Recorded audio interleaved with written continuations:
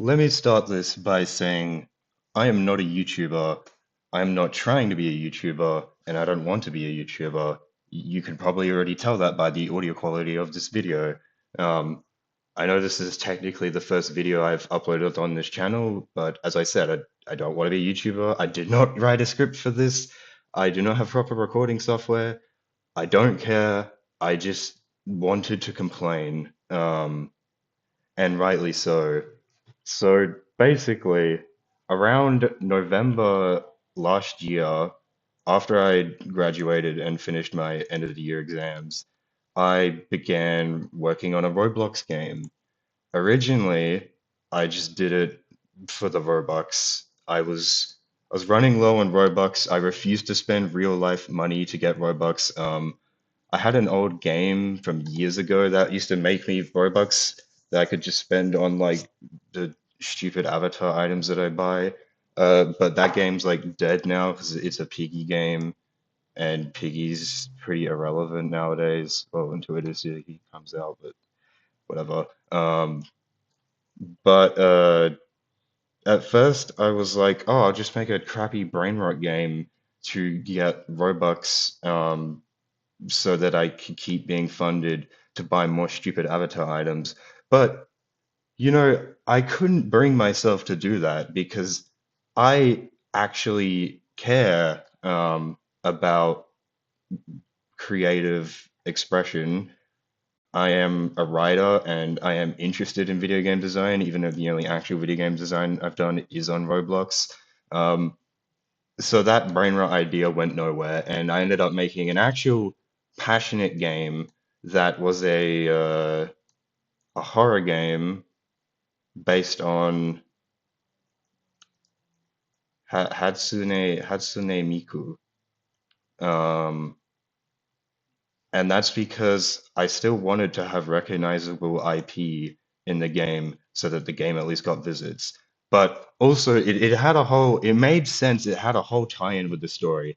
Anyways, I'm getting distracted. Sorry, I have ADHD. But yeah, I started the game on my own. Later, I was joined by my friend who will probably make himself known in the comment section, and we began working together on it. He was the builder. He built all this up here, which is actually based on my IRL house. He's, I think he's pretty good at what he does. With the help of AI, was doing all the coding, the animating, the story, which is the most interesting part to me, um, and like how the actual gameplay was going to work. But before I get into that, um, basically, if you clicked on this video, you no doubt know that pretty much when I first made this game back in November last year is right before everything started falling apart with the Roblox platform. And from there to now, they have made continuous updates that are slowly destroying themselves. It started with the age checks and the banning chat. Then it was like sneakily like making shirts harder to upload because they're probably going to remove those in the future. And like then the fucking dynamic faces update, which is just so fucking stupid, and I still like it's baffling to me how little they care about the community and how they did the update that literally no one wanted. Um, but despite all these awful updates, while I thought all of them are fucking stupid, because they are, um, I've pretty much turned a blind eye in it, at least in the context of I've still been working on this game slowly but surely with my friend, because of I still want to get the game done. I am like genuinely passionate about it, as I said. So, although yeah, I was watching the Roblox platform slowly crumble around me as I made the game. I continued on regardless. Um, but I had a feeling this would happen eventually. Roblox has made the final nail in the coffin of many nails in the coffin. an update that I just cannot ignore anymore. Um, and again, if you clicked on this, you probably know exactly what I'm talking about. It is this.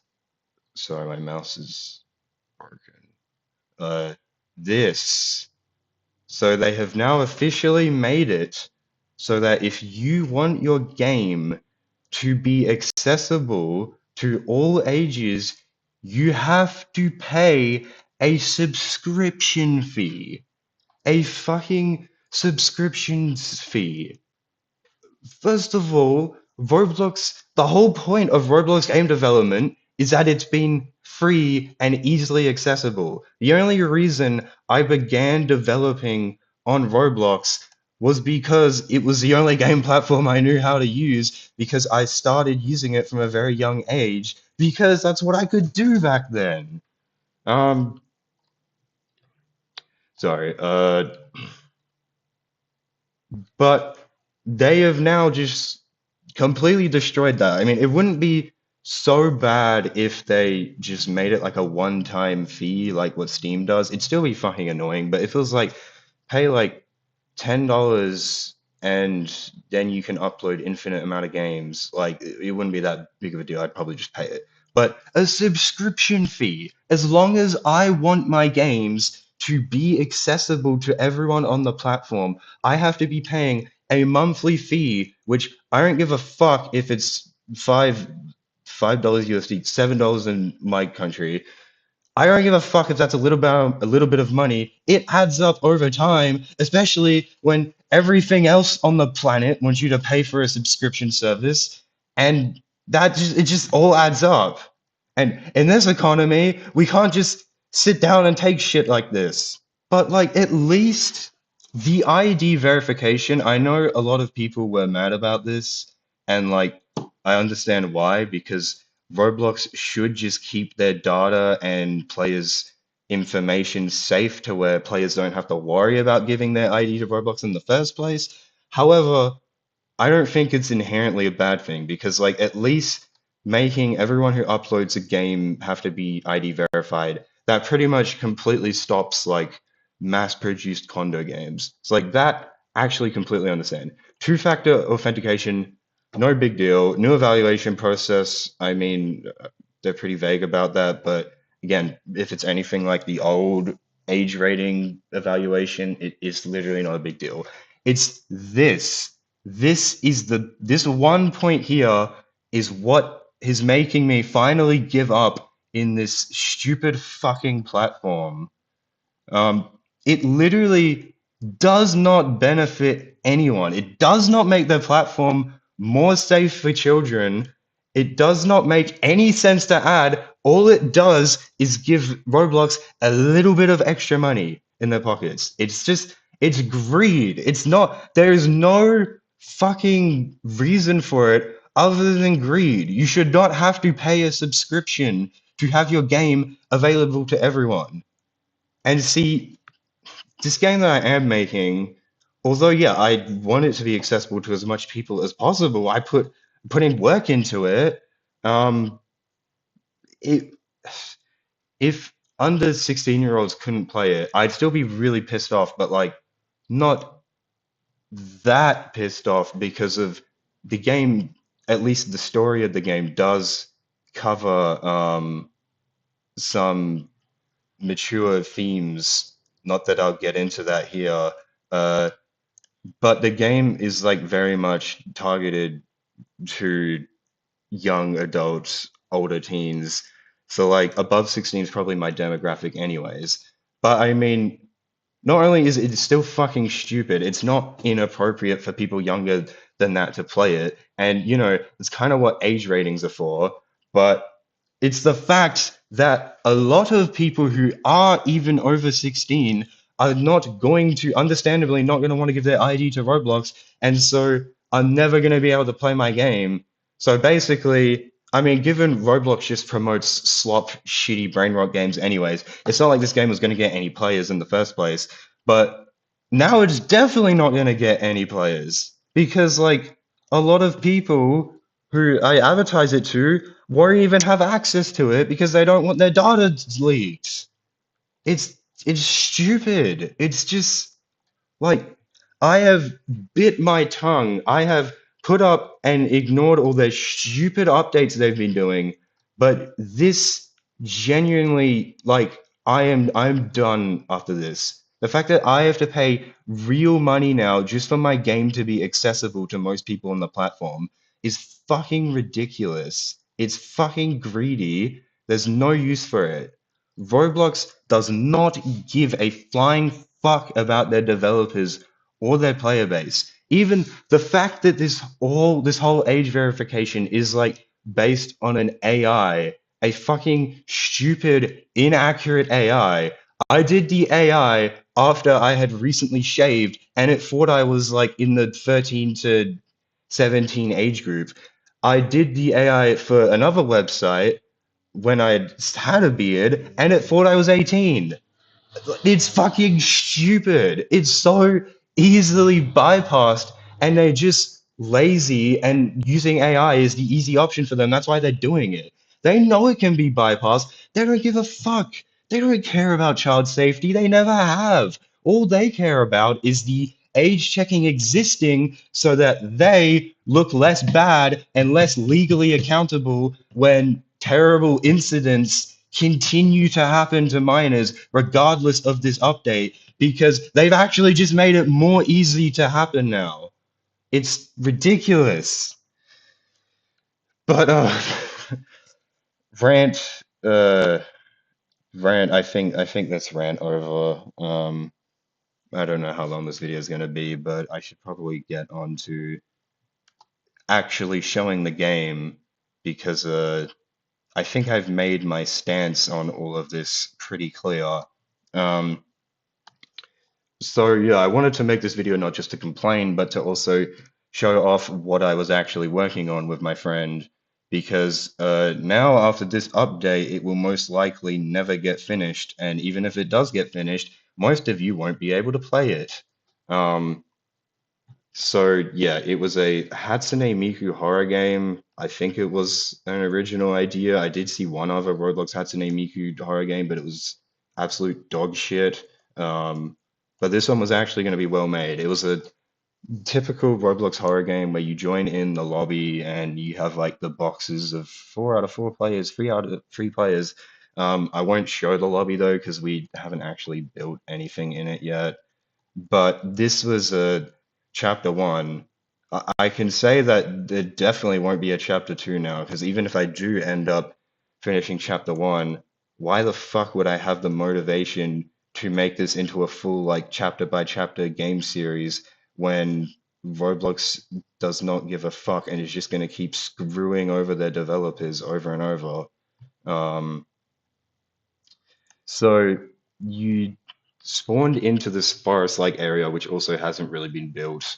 This is still very early into the game. Because I mean, me and my friend, we do have things on, so we haven't really been able to work on it that often.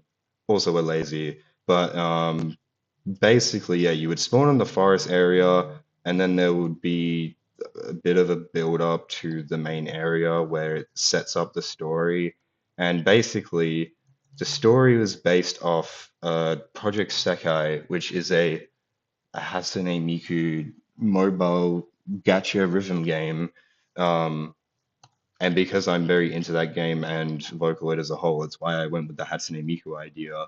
But basically, the only connection it has to that game is that they have a thing in the story where it's called a Sekai, and every group of characters has a different Sekai.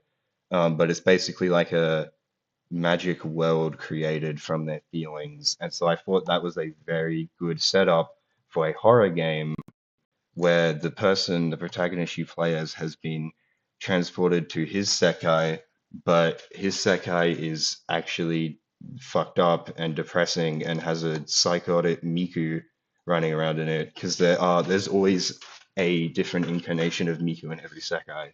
Um, so I was going to set up that story where he's being transported to his Sekai, and so because of that, most of the map was based off the character's memories. So this was like his house, his old house, for example. And so after you like walk through the forest, you would get into this house, and then I don't know, there'd probably be a tutorial on how to use a key on a door. And then you would go into like another version of the house, which hasn't been built yet, that would be all distorted. Um, and it would be very much that like dream logic, like dreamscape world where like it's based on real places and real memories, but something's not quite right with it all, and everything's distorted in a way. And like a Sekai, everything is influenced by the character's feelings, which are not the happiest feelings. This game, I am a writer, so pretty, like one of the main things to me was giving this game a compelling story, and it was gonna have yeah a pretty depressing story, I guess, to where I won't really go into detail about it, but the character you play as is very lonely. He has a very traumatic past with friendships and other like kinds of relationships, not romantic, but like with like a there was a teacher that he was really close with, for example, not in a weird way, in like a she was the first one who understood him way because it's heavily implied that he's neurodivergent. Um, and so basically, this game is set after high school and after he lost his high school friends, where they fell out in the end, and it was a bit of a messy fallout where they basically all agreed that they shouldn't be in each other's lives. And so basically, the character is back to being alone and feeling like wondering if there's even anyone out there who can understand him.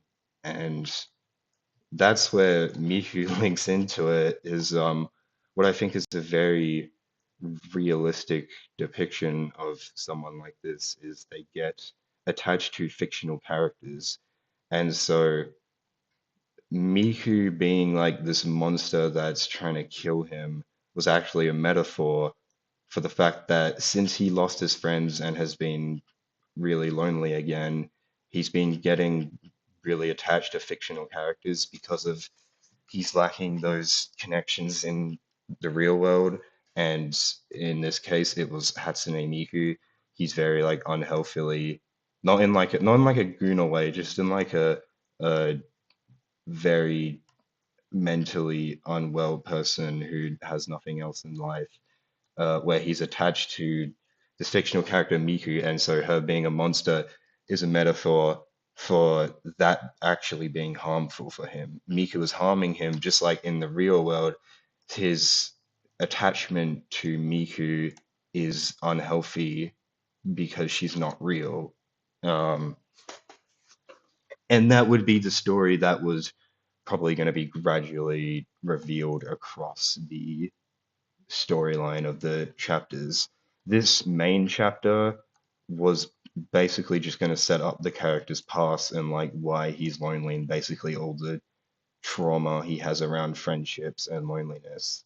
Um, but onto the actual gameplay, how it was going to work, I will do a brief test run of it. Not that it's nearly done, but basically after you went into the house, you would be dropped into the like the first level of the game, which was this maze sort of area. And again, because I'm very into that like dreamscape environment created from the character's memories, um, this place wasn't really going to have a set appearance. It was a mixture of different memories that belongs to the character you play as. So these environments, like here we have a hospital, they would blend in with each other, and this would like gradually blend to the wood, which I know it looks really ugly at the moment, but my friend who's the modeler did create a new wall texture that I like and that we were going to put across. But basically, yeah, it's a weird mix of like a basement kind of, because this is technically like under the house. Um, a hospital, like a hotel sort of area. This place was going to be his high school, which was obviously where he met the friends that he lost before the story. Um, and this was going to be a kind of outdoor area. These probably weren't going to be used because that was just the natural terrain, Roblox terrain editor I like the look of. And yeah, it was going to be this weird, distorted mix of different locations that build some sort of maze that Miku is obviously roaming around. And as for the gameplay, um, basically you have to put a code in, but as you can see, one of the codes is dirtied. In the final game, I think about seven of these were going to be dirtied, and you would go around and you would find these wipes. And basically, the reason this is a game mechanic is also links into the story where the character has OCD, which to the five people watching this video probably don't really know much about OCD, but it's probably what you've been told about society about what it is. That's not what it is. It's much worse than that. It's a debilitating anxiety disorder that I live with myself in the real world, hence the inspiration for this. Um, so this you may be thinking if you were to put a code in and you were like in a maze with an evil Miku and like the code was a bit dirty, wouldn't you just press it anyways and put up with the discomfort of having your hand touch whatever that is? That's good. That's what I want the player to think. Um, because despite that being true, this character can't because of his OCD and because that surface, it's not like proper dirt. It was like some magic, because again, this is all created from his mind, where this was like a manifestation of his OCD that was dirtying certain objects. And so he's compelled to he's like has to clean it before he can press it. So basically, these wipes would be hidden around the map in different rooms, which again are all based on like different areas from his memories. Um, and there would also be where these green blocks are, there was going to be special rooms that I'll get into in a minute, but each of these special rooms had a journal note in it, which was how the story got revealed and how the character's past got revealed, where there were journal entries written by him. And basically, there was going to be in the entries, there would be a hint as to like telling you what the code is. Basically, it was just whatever date it was written on, you just have to put in the dates of each entry in order. So if you had one entry was on the 5th of February and another entry was on the 20th of April, you would do 05 and 20. That would be the start of the code. Um, but in doing that, you're also getting the lore explanation. Um, but also the big thing that spiced up the gameplay, and this is where I'll test it, um, is there was a generator that you didn't have to keep on all the time. Oh, I don't know. There shouldn't be two Mikus singing. I think that one accidentally has an audio recording in it, and it shouldn't. But anyways, the Miku sings like this depressing melody, which is taken from Project Sekai. Because again, this game was like supposed to be pretty melancholy. What the fuck? Oh, it's just because we didn't paint this up. Oh. Oh, there's Miku. Oh, let me just quickly fix this.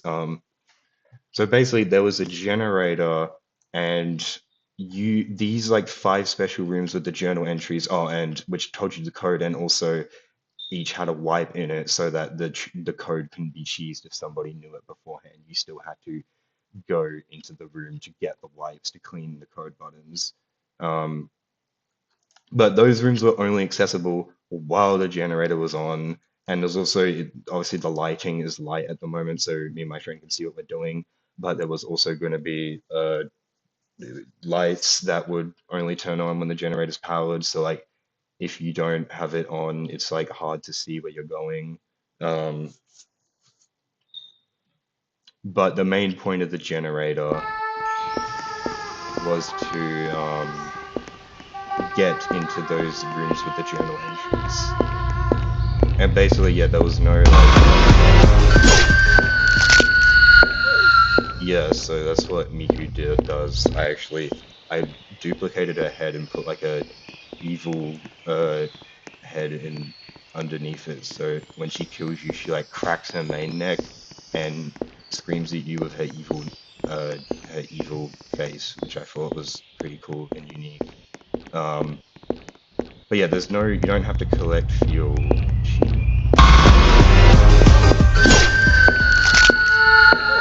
You can. It doesn't look like it. You can outrun her. I just like don't react fast enough. Also, this area's like rainbow because she can't get you in this area. The AI script, I stole it from The Mimic, which is a very well-made Roblox horror game, if you don't already know that. Yeah, you kind of have to listen out to her footsteps. And again, trust me, this would look way better when like the has actual lighting and when the walls are like properly decorated. But this generator is constantly going down, and you can refill it, and basically you want to keep it on as often as possible because only while it's on can you access those rooms and all the lights be on. But of course, it's also like right at the center of the map, so like if there's always that risk reward ratio where if you go and try to fix the generator, Miku will follow you around. I think she's coming from the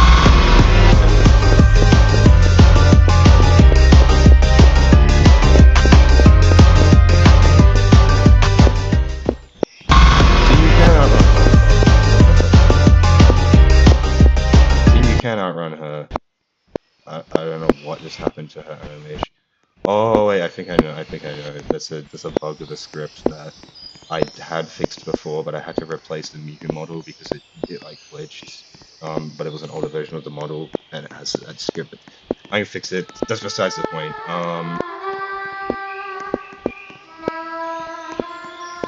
Yeah, I think that's pretty much. Oh yeah, you have wipes, and you would clean, and once you cleaned, you could press. That's the generator going off. But the generator was actually inspired by another Roblox game called Suitborn, which is a Godzilla horror game, which is also very well made and has this central mechanic where you have to keep the generator on or you can't progress with the task in the level. And that's sort of where I got the idea from. But yeah, I think I'll also ignore all that. That's just brain rot my friend made. I think that's all I have to show. Maybe if this video gets like more than 10 views, maybe I'll feel more motivated to still finish the game and at least publish it so people who are verified and over 16 can play it. But yeah, I don't know what's gonna happen. It's a real shame, and I do not have the effort or energy to like learn how to make games in Unity, for example. So Roblox was really my only way into game development, but now it's looking like I can't do that because they're an evil, greedy company, and they're not even trying to hide that anymore. So yeah, thank you for watching. I probably won't post a video again. Hopefully, I won't feel the need to. But I guess we'll see.